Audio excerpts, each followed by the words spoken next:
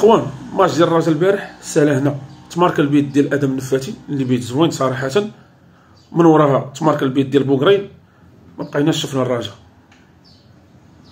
الرجاء بني ملال عرفوا كيفاش يجيروا المقابله، استغلوا الظرفيه ديال الجمهور اللي كان زاهي وما كانش زاهي مع الماتش، لانه كان خصو يضغط على الفرقه باش ما تجيش، باش ما تكونش الفرقه، لان حنا كنعرفوا الجمهور ديال الرجاء الكثافه ديالو وكلشي كيعرف كيفاش يبريسي الخصم، بان الخصم ملي كتبريسيتيه ما تيجيش، ما تيدير حتى شي محاوله.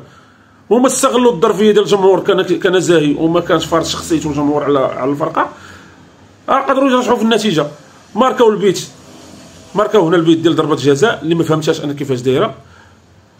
الرجاء ماركاو البيت ديال هنا، تماركا البيت ديال السوسي البيت الثالث، عاودوا ماركاو هما البيت الثاني ديالهم هي 3-2، وليتي خايف وليتي داخل هنا في الخوف. هنا يقدروا هنا يماركيو التعادل، هنا يماركيو التعادل. الرجاء ما جاوش الماتش كامل، ما جاتش الرجاء الماتش كامل ما جاش.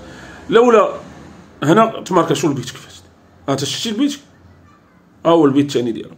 هنايا الرجاء ما عرفوش كيفاش يجيروا المقابله، الماتش كامل ما جاوش. واش حقروا الخصم، واش قالوا عادي حنا راه نربحوا رابحين؟ لا، ما كايناش هاد الكره هادي، ما كايناش رابحين. كتدخل التيران خصك تقتل الفرقه، ورغم بان في تيرانك وقدام جمهورك وانت عندك كثافه العدديه ديال الجماهير. ما عجبنيش الماتش.